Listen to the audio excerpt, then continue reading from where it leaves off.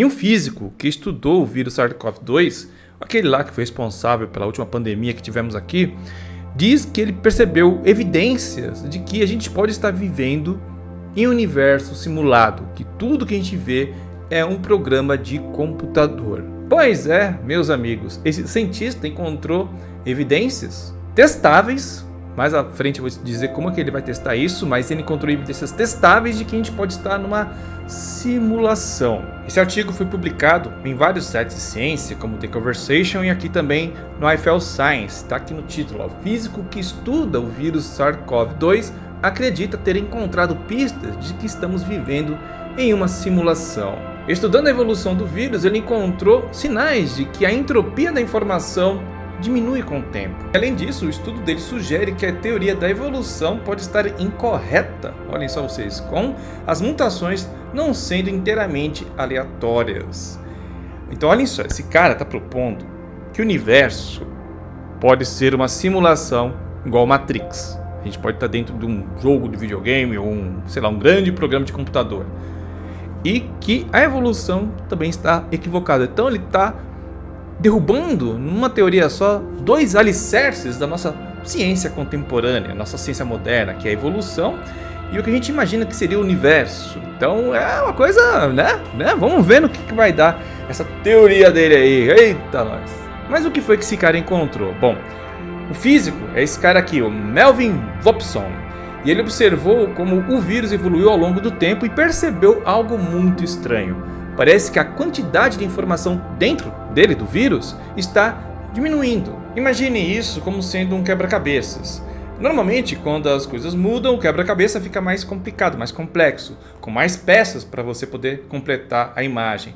Mas neste caso, nessa analogia que eu estou fazendo aqui, parece que as peças vão desaparecendo com o tempo. Aí o cientista acredita que isso pode significar que existe uma espécie de regra, uma lei da natureza que controla como as coisas mudam com o tempo. Ele chama isso de segunda lei da infodinâmica. E isso pode ter implicações enormes para entendermos a vida e como o universo funciona ao nosso redor.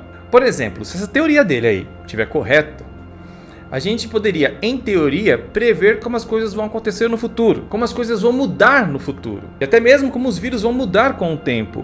E isso poderia revolucionar tanto a medicina como a biologia, seria uma coisa maluca. Por isso que eu falei, esse cara tá brincando com dois alicerces importantíssimos na ciência moderna, né? Que é a cosmologia e a evolução, biologia e coisa e tal. Olhem só, vou prosseguir aqui. Para o Vopson, isso sugere que as mutações não são aleatórias, mas regidas por uma lei que afirma que a entropia da informação deve permanecer a mesma ou diminuir ao longo do tempo. Esta seria uma descoberta surpreendente, se confirmada, né?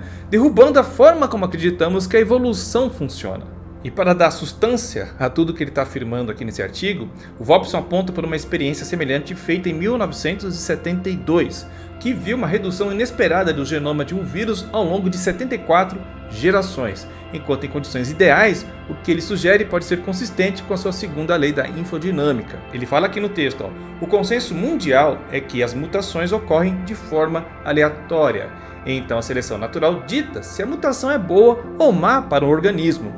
Mas e se houver um processo oculto que impulsiona essa mutação?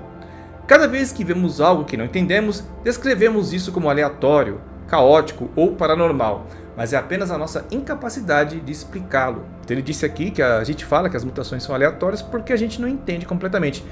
Fazendo um paralelo, é que nem a gente fala da matéria escura no universo. A gente chama de matéria escura porque a gente não sabe o que causa aquelas perturbações gravitacionais que ela exerce.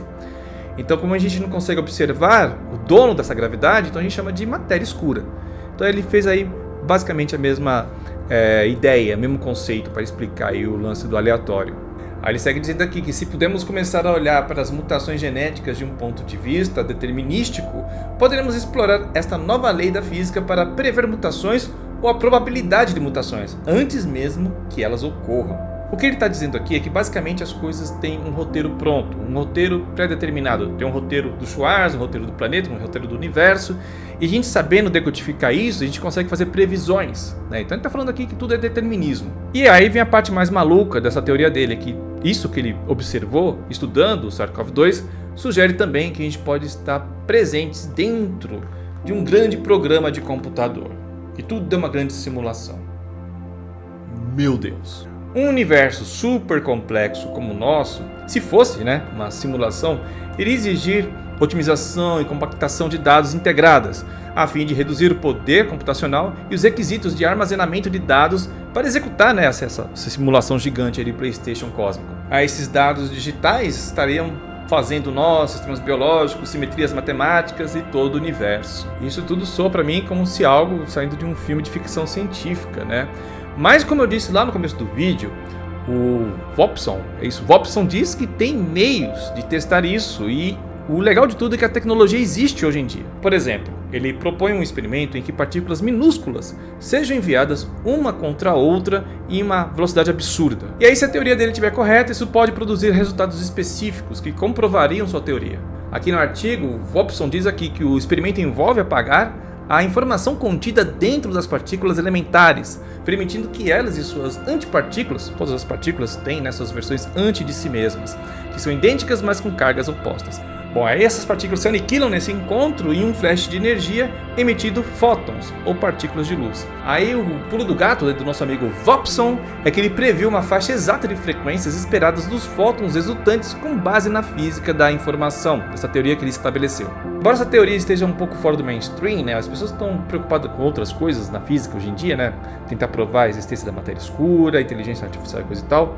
Mas enfim, é uma ideia bem interessante e é relativamente barata. Eu vi aqui que custa basicamente $180 mil, que não é nada para bilionários entusiastas da teoria da simulação, como o Elon Musk. O Elon Musk já falou diversas vezes que ele acha que a gente está num universo simulado. Como eu disse, a gente tem a tecnologia para testar isso. É aqui, o grande colisor de hadrons. Você tem aí $180 mil para emprestar para o Vopson comprovar sua teoria ou descartar. É uma teoria bem interessante. Se eu tivesse os $180 mil para investir, eu investiria, Se eu fosse que nem o Elon Musk, tivesse bilhões e bilhões, 180 mil não ia ser nada. Então eu pagaria nem se for para provar que essa teoria está incorreta. Porque alegações extraordinárias requerem evidências extraordinárias, como dizia o Carl Sagan, e tudo que ele está propondo aqui é muito extraordinário. Como eu disse, pode derrubar os alicerces da nossa física e da nossa biologia. Que coisa, Então eu vou continuar acompanhando aqui as pesquisas desse cara. E para não perder nada, se inscreva no canal. E por falar em canal, quero falar para vocês que eu vou estar em um novo projeto, Para quem acompanha o canal aqui desde o seu começo, há 12 anos atrás, deve se lembrar que eu fazia gameplays aqui. Pois é, você que está chegando agora, ou chegou há pouco tempo, o canal era gamer, O canal se chamava Poligonautas, a gente fazia gameplays. E aí eu parei, com essa parte de games, me investi em fazer divulgação científica. Mas a minha esposa está abrindo um canal de games e eu vou fazer alguns jogos com ela. Vai ser quase um daqueles canais de casal, que nem o Coisa de Nerd e assim por diante. Eu vou estar sempre lá participando. A gente vai criar uma série lá dentro de jogos. A gente vai começar, acho que com Minecraft. Então a gente vai fazer vários games lá. E se você gosta de games e quer matar a saudade do Schwarza gamístico, o Schwarza raiz, o Schwarza lá do começo do canal, eu vou deixar o link do canal dela aqui embaixo na descrição. Vai lá, se inscreve, dá uma força que logo a gente vai fazer uma série bacanuda de games lá, A gente vai começar com Minecraft, mas a minha ideia é levar vários jogos que a gente pode jogar lá e trocar aquela ideia, Legal de gameplay é que dá pra gente trocar bastante ideia, enquanto tá jogando, Vocês conhecem um pouco mais de mim e também da minha esposa, que vocês vão conhecer também lá no canal dela. Então vou deixar o canal aqui na descrição, vai lá, dá uma conferida, dá essa força aí pro canal dela que tá começando. E nos vemos lá jogando vários games da hora aí, Tem muito jogo legal, pra jogar hoje em dia.